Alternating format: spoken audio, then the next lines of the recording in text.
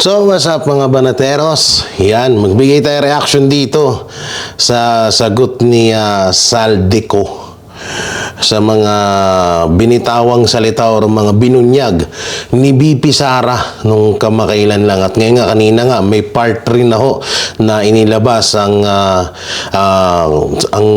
video ni BP Sara, no? So may part rin na. So doon may kita natin at talagang nagulat po ang mga Pilipino dahil sa wakas po ay nalaman na ho natin ang baho at ang katarantaduhan na ginagawa ng mga taong ito sa ating gobyerno. At nagulat nga tayo na ang may hawak pala ng budget ng Pilipinas ay itong si Martin Romualdez at itong si Saldico. Si Saldico ay yan po yung nagkaso kay Banat Bay, no? Sa mga hindi ho nakakaalam. So yun, no, matagal na ho nating inaasam-asam etong mga ganitong mga karapat-dapat nating malaman na ginagawa dito sa ating gobyerno nitong mga magnanakaw ng mga politiko, no? Ninanakaw po ang kaban ng bayan na kung saan po ay tayo po ang naghihirap niyan, no? So ngayon, napakaganda ho talaga nung ginawa ni BP Sarang ito dahil unti-unti na hong nilalabas ni BP Sara ang mga baho ng mga magnanakaw ng mga politiko na to. So ito yung sagot ni Saldico sa mga di umano sinasabihan nila na maraming sinasabi kay BP Sara kesyo dinadivert lang daw, kesyo lang daw yun tawag dito, lang daw yun ay isa lang daw politika. Pero alam naman natin na ang namumulitika ay ang administrasyong Marcos at itong mga bataan niya katulad nila Romualdez, katulad nila Saldico. So ito, panoorin po natin yung sagot niya sa mga pahayag ni BP Sara. So ito, sabi ni Saldico is diversional tactic ang video message ni BP Sara. So ano kayang kabaliwan itong sinabi ni Saldico na ito daw ay isang diversional tactic lang daw, no? So panoorin ho natin yung kanyang sinabi. Oo. Nakita po natin kahapon ang part 1 ng video message ni Vice President Sara Duterte kung saan nililihis na naman niya ang mga issue. Talaga pong tatak Duterte na yata ang pambubudol. Wait. Speaking of nililihis, akalain nyo may lakas kayo ng loob na kayo yung magsalita na nililihis ng mga Duterte ang isyung nangyayari dito sa Pilipinas? Gawain nyo yun Unang-una, alam naman natin na hinahanap ng taong bayan yung ipinagyabang ni Marcos Jr. na sa zona niya, yung about sa flood control.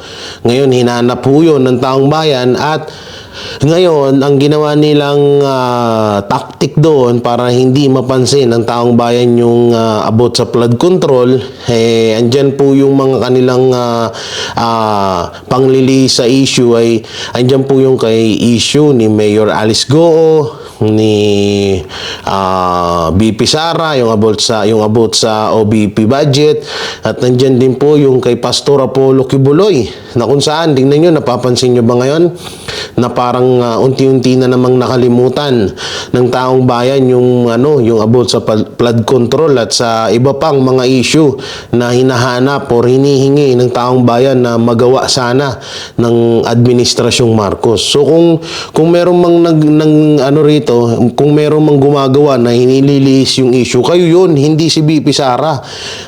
Lahat ng mga ibinato nyo sa mga Duterte, sinagot nila yan. Lahat ng mga ibinato nyong issue, mga gawa-gawa nyong issue, sinagot ng mga Duterte yan.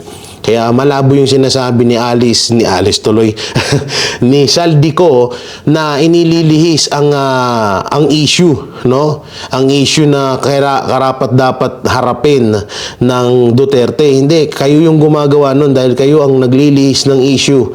Kayo yung may dapat na harapin na hindi nyo hinaharap ngayon at kung ano-anong issue, kung ano-anong pinag-aatupag nyo kaysa kay Alice Goo, kaysa kay Pastor Apollo Kibuloy, kaysa dun sa OBP budget. So tuloy natin. Sa peking war on drugs, peking good governance, Peking war on drug, no? Ito ay i-debunk natin bago natin panoorin ng pinakaboto, no? Bago ko papanood sa inyong boto. Sinabi niya rito is peking war on drug.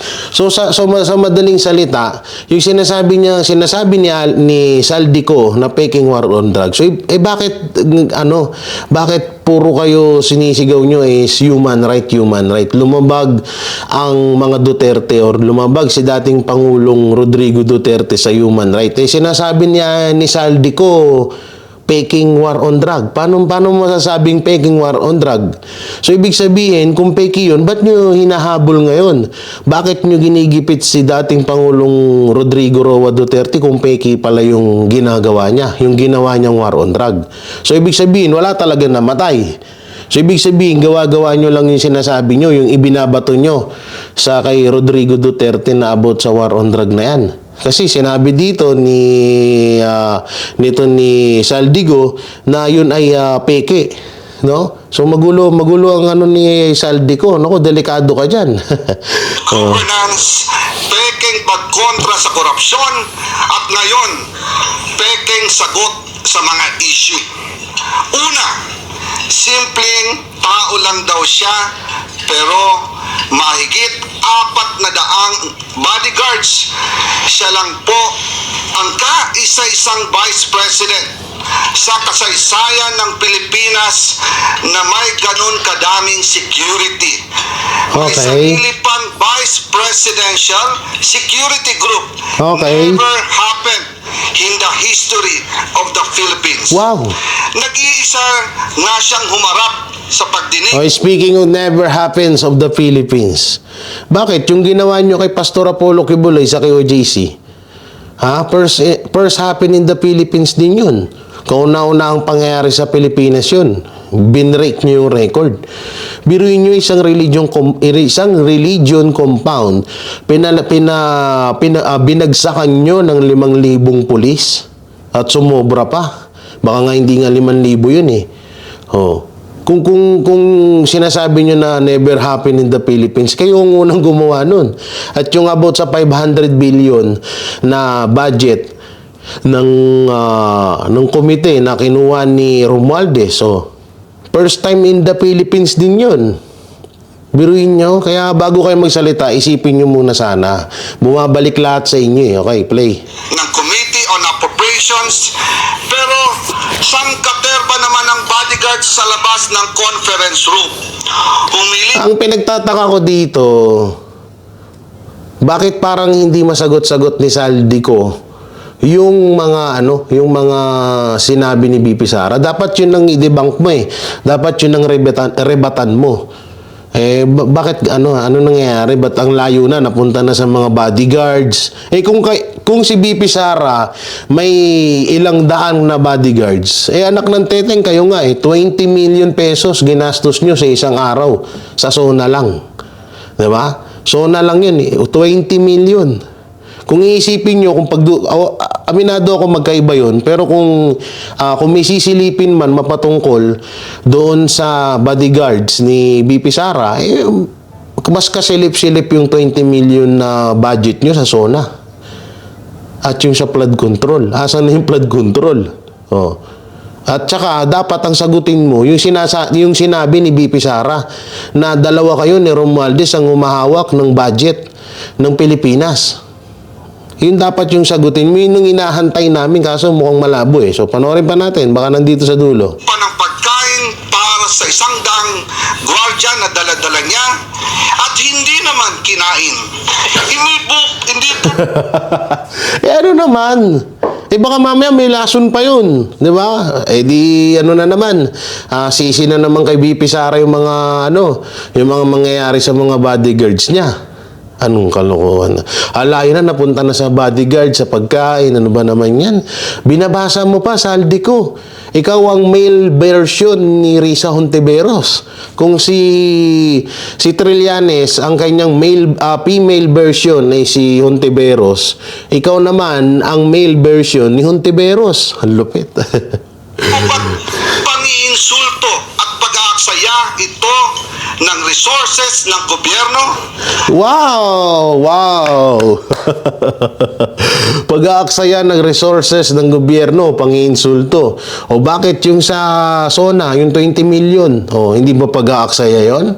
Anak ng teteng, kayo gumagastos kayo ng 20 million para sa SONA, samantalang ang daming samantalang hindi nyo inaatupag yung tungkol sa sa mga hindi nyo naman lang mapuntahan yung mga nababagyuhan. Mas nauuna pa nga si BP Sara sa inyo mamigay ng tulong.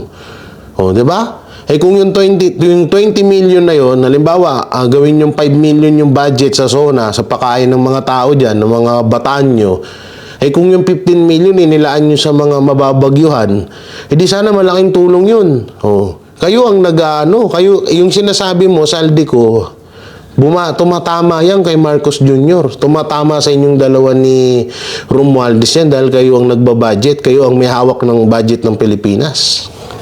Play. Sinasabi niya, hindi lang daw sanay ang ilang miyembro ng Kongreso na hindi makuha ang sagot na gusto nila. Karapatan at trabaho ng Kongreso ang pagbubusisi ng budget. Ang hindi niya pagsagot sa karapatan ng komite ang pagbubusisi ng budget. Bakit yung hawak nyong budget ayaw nyong ipabusisi? No. Binubusisi nyo yung budget ng Office of the Vice President, pero yung kayo mismo o yung 500 billion na lang, bakit hindi na pag-uusapan yun? Kasi kayo ang nililiis nyo yung issue. Nililiis nyo kasi. Dapat nga, mas karapat dapat pang pag-usapan yung 500 billion na dapat pinag-uusapan nyo dyan sa komite. Kaso, bata kayo ni Tamba, ni Wawi. Ha? Kaya hindi nyo pinag-uusapan yan. Yun nga, laki-laki nun, 500 billion. Kayo sa komite na kinabang nun. O, ba't hindi nyo mapag-usapan? Kasi pati kayo na kinabang. O, diba? O, play. ayos na tanong at lalo pa ang hindi niya pagdalo sa hearing ngayon ay nagpapakita na kawalang respeto at paggalang sa mga kinatawan. Walang respeto at paggalang daw ang ginawa ni BP Sara dahil hindi siya dumalo sa hearing. Anak tang teteng, kayo nga wala nga kayong pinapakitang respeto sa ating Vice President. Alalahanin nyo ha, pangalawang Pangulo, si BP Sara Duterte. Pero kung hamakin nyo, kung gipitin nyo, wagas.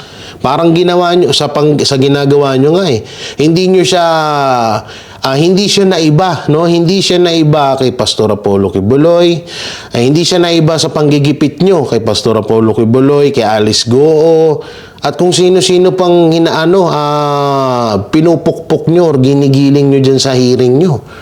Biruin mo, Vice President, gaganyanin mo. O ngayon, sino ang basto? Sino ang gumagawa ng kabastusan? Kayo yun, hindi si BP Sara. Tsaka karapatan ng isang Vice President na kung hindi siya dumalo ng hearing, nasa yan, nasa batas yan.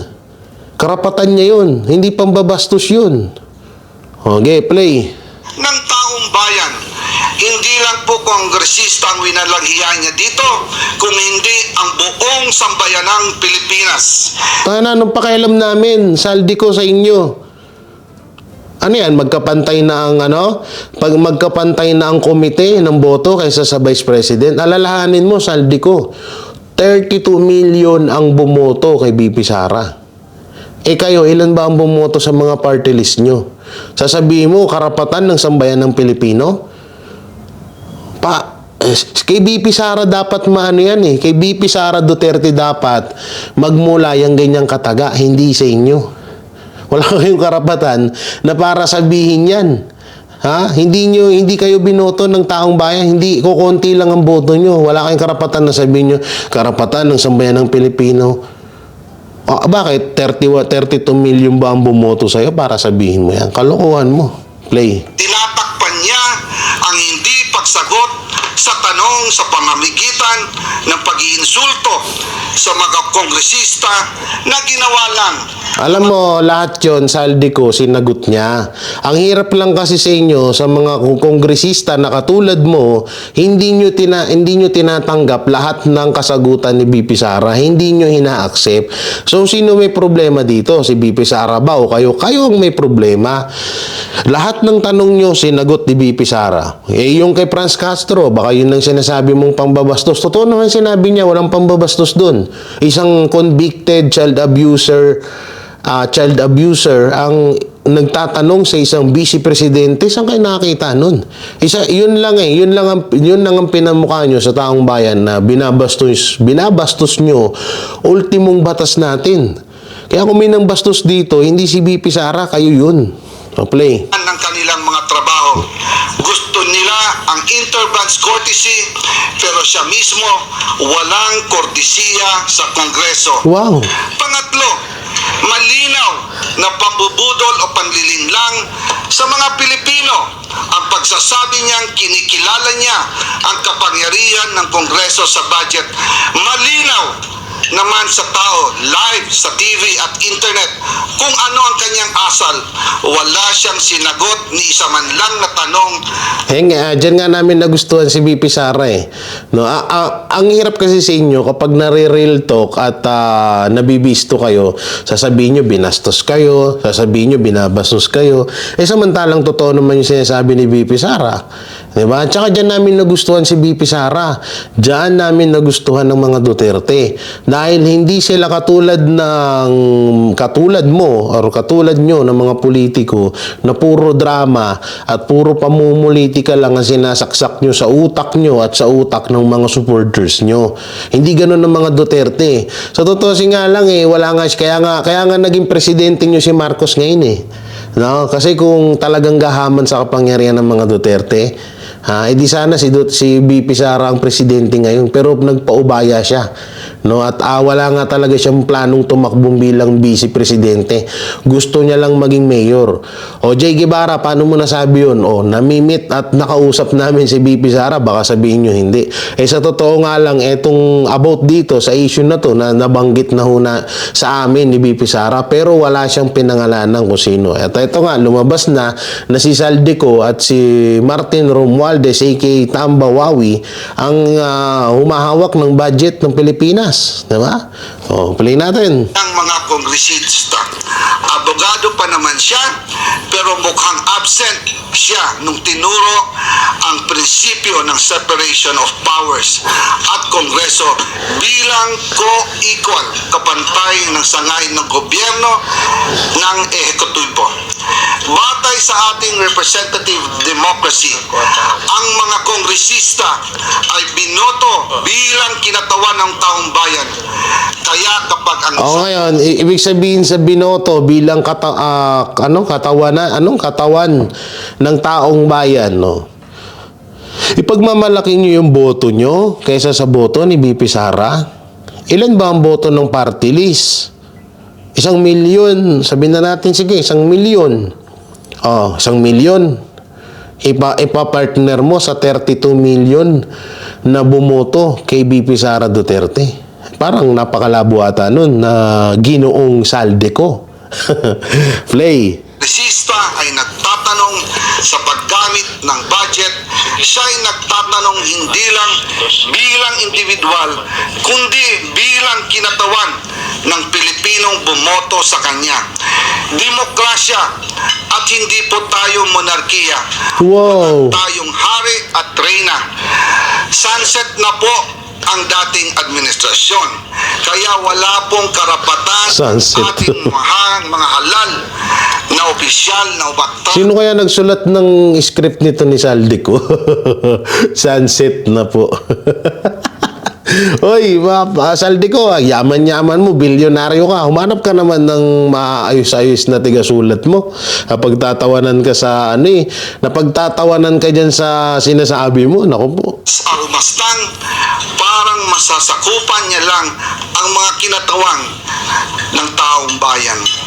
Pang-apat, paulit-ulit niyang sinasabi, I will defer to the wisdom of Congress. Pero hindi naman po ito totoo. Kasi kung totoo ito, sasagutin niya mga tanong ng mga mambabatas, lalo na sa issue ng confidential funds. Naalala ko last year, kinausap namin si BP Sara at ang kanyang mga trusted aides tungkol sa 2024 budget. Sinabi niya noong, ituloy niyo yan, meaning yung confidential funds, dahil kaya niya daw ito i-justify. Mabuti na lang at hindi namin itinuloy. Wow. Kung hindi, magsisisi kami dahil ang pondo ng taong bayan ang pinag-uusapan dito at tandaan, COA at hindi Kongreso. O, ibig sabihin pala, inamin mo na rin. Inamin mo na rin, ikaw talaga, kayong dalawa ni Romualdez ang umahawak ng budget ng Pilipinas. Ay, nako po. Oh, play. Ang nagsasabing mali ang paggamit ng 73 million sa 125 million confidential funds na ginamit lang. Oh, ginamit tayo ng in-issue nila yung 2023 confidential fund, 25 million, 30 million. Pero kung isipin nyo, wala ho yan sa kulangot or kalingkingan ng ginastos ni Romualdez na 500 billion. 'Di ba? Kang ano lang napakalayo ng diferensya. Ito yung kay BP Sara, ito yung kay Romualdez. O, tignan nyo, alayo ng diferensya. 500 billion versus 20 million. Oh, play. Sa loob ng 11 days. Okay. Talo pa po dito ang pondo ng Napoles Fund na gamit ng 60 days. Ito po, 11 days lang. And ngayon, bibigyan pa ba natin siya ng 2 billion na pang gagastos daw sa mahihirap? Ibigay po natin to sa tamang ahensya. Wow. Huwag po nating ayahan na waldasin na naman ang kahit pisong sintimo. Wow! Ang galing naman ni Saldico. Pang MMK ang talumpati mo. Politika daw ang dahilan ng umano'y panggigipit sa kanya ng Kongreso. Tama naman. Nanonood kaya siya ng budget hearings? Nakikita niya kaya kung gaano kahaba at katagal ang pandinig at mga questions and answers na kinakaharap ng iba't ibang ahensya ng pamahalaan para i-justify ang kanilang budget? Why should the OBP be any different? Especially napakagaling magwaldas, maglakwatsa at mangurakot. Malinaw, diversionary tactic ang video message ni BP Sara. Tulad ng tatay niya, gusto niyang Damay na naman si PRRD. usapin sa tunay ng isyong kinakaharap niya. Ayaw niya kasing magpaliwanag. 125 million confidential funds spent in 11 days at nagsabi mismo ang COA na mali ang paggastos nito. Kung bakit kulelat ang mga batang Pilipino sa math and science Yan na. sa ilalim ng panunungkutan niya bilang DepEd Secretary. Kung bakit sirang gatas, may insekto at inaamag Ang layo na ng sagot. ang pinamimigay sa mga mag-aaral. Kung bakit malala ang korupsyon sa DepEd at palpak ang kanyang panunungkulan. Wow. Dahil tamad at hindi siya pumapasok kahit minsan. Hindi daw pumapasok si VP Sara at tamad daw. Pero highest rating palagi. Alalahanin mo, Saldico, naka-record yun. Ha? Hindi yun kwento-kwento lang. Hindi yung kwentong kotsero lang. Hindi yung konting kwentong kotsero lang. Naka-ano yun. Naka-record yun. Si BP Sara ang kauna-unang DepEd Secretary na napakataas ang tiwala ng taong bayan. Napakataas ang rating sa sasabihin mo. Hindi pumapasok, tamad. Tsaka ito yung sinasabi mong may mga insekto, may mga pagkukulang sa mga rooms, mga eskwelahan ng mga kabataan dito sa Pilipinas. Kasalanan nyo yun. Hindi yung kasalanan ni BP Sara. Alalahanin po natin mga kaibigan, bago magkaroon ng budget, ang Office of the Vice President magmumula muna yan sa Office of the President. Ngayon, hindi po kasalanan ni BP Sara kung hindi siya bigyan ng Office of the President ng pera or ng budget para sa mga project nila, para sa mga school or mga school supplies ng ng kabataan dito sa Pilipinas. Hindi yung kasalanan ni BP Sara yan. Kaya dapat ang sisihin natin dito is bakit ayaw bigyan ng Office of the President etong At ito pa, kung halimbawa man na totoo man na nagastos si BP Sara yung 14 million nata. Hindi ko sure kung tama yung pagkakasabi ko. Di dapat, di ba, kung uusigin natin or questionin natin ng isang vice presidente, di ba, dapat mas tanungin natin, mas usigin natin ng presidente dahil siya ang nagbibigay ng budget sa Office of the Vice President. Di ba? Tama ako? Ngayon, kung questionin natin yung about dun sa confidential fund na matagal ng panis yung issue na yan, di dapat questioning din natin si Marcos, si President Bongbong Marcos, na bakit niya binigyan ang Office of the Vice President ng ganung kalaking budget. Diba? Bakit si BP lang na si BP Sara ang kina-question? Yan, diyan kayo nagkamali. Alam nyo, ang hirap kasi pag nasasapul kayo. Ang hirap pag lumalabas talaga yung tunay na ugali at baho nyo. Ngayon, nagkakarandara pa na kayo para siraan lang ang mga Duterte. Sa haba-haba ng video mo, umabot ng 7 minutes yung video mo, wala kaming narinig na sinagot mo yung katanungan or yung mga sinabi ni BP Sara. Puro lang lumabas sa bunganga mo at dun sa binabasa mo na puro lang paninira at kasiraan at pang-brainwash yung mga Pilipino, yung mga pinagsasabi mo, yung binasa mo, Saldico. Hindi namin narinig yung rebat mo sa mga sinabi ni BP Sara. Kung totoo man yun o hindi. Yan ang hirap sa inyo. Kaya kasi sabi nyo na ang mga Duterte ang nagda-diversional tactic. Hindi, kayo yun. Ano ba sinabi ni BP Sara? O ba't hindi mo masagot? Diba? So yan, hanggang dito na lang to mga banateros, mga kabiyaya. I-comment nyo lang po dyan sa baba ang inyong opinion patungkol dito sa issue na to. So syempre, don't forget to like, share, comment, and subscribe sa ating YouTube channel. Pakipindot na lang din po yung bell button para lagi tayo maka-update sa ating mga video araw-araw. So ingat po kayo palagi and peace and bye-bye.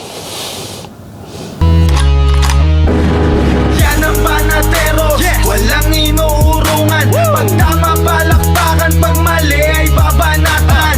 Yan ang Banateros, boses ng ordinaryong Pilipino. Banateros ay walang makakaawan. Walang inuurungan, Banateros ay tinutulungan.